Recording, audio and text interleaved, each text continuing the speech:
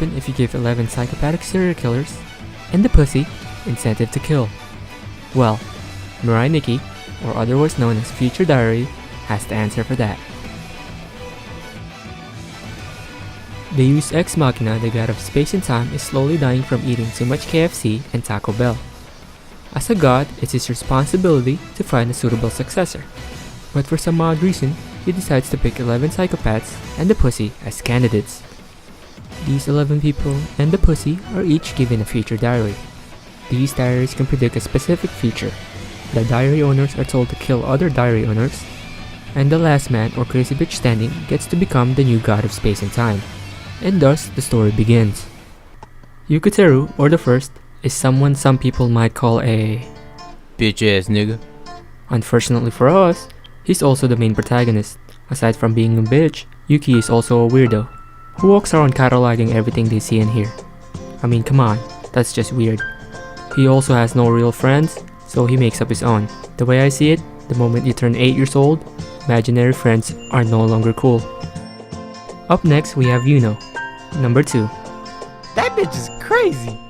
And that makes her the most interesting character of the show. She's also my favorite character of the show. Yuno is the physical embodiment of a yandere. If you don't know what that is, I suggest you watch my first video. There's something about her that makes your eyeballs stick to the screen when you see her. You can never tell what she'll do next.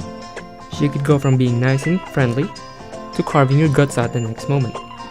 Yuno's main objective of the game is to protect Yuki. She's completely obsessed with him for some stupid reason. While Yuki's main objective of the game is to bitch and moan. Just like someone I know. Asred. Yep, you heard it right, Asred is the animation studios behind Mirrai Nikki. As stupid as it sounds, Asred actually did a pretty decent job with the show.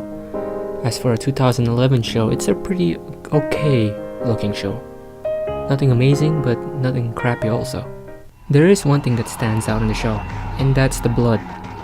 The blood is very distinct in the show. Kinda looks like real blood, if that makes sense.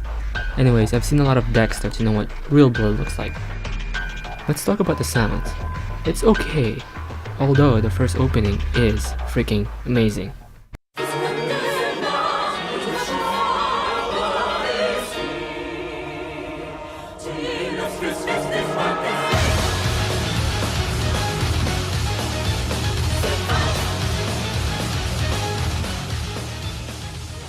That's pretty much it.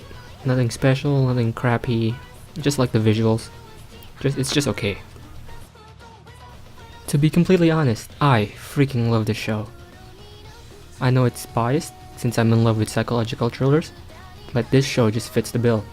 I know the show has its problems with character, plot, especially plot,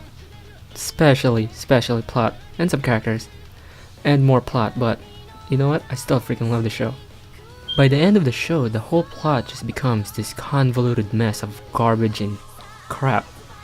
I mean, it went from being, a psychological thriller to giant black balls floating in the sky, multiple dimensions, and all that sort of garbage.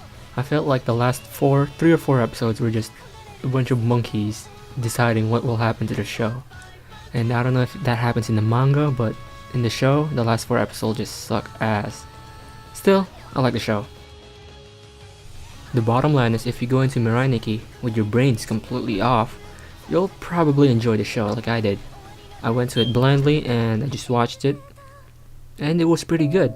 I wasn't thinking about it, and I wasn't questioning characters, I wasn't questioning the plot, and it was a pretty good show. I enjoyed it.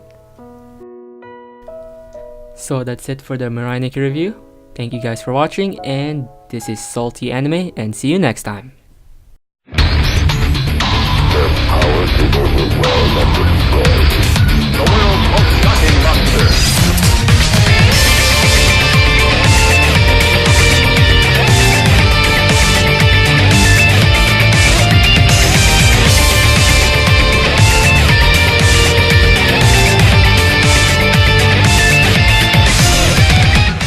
And for all those yaoi lovers out there, there's a little something for you in the show. So if you like psychological thriller and you like yaoi, this show might be a great show for you.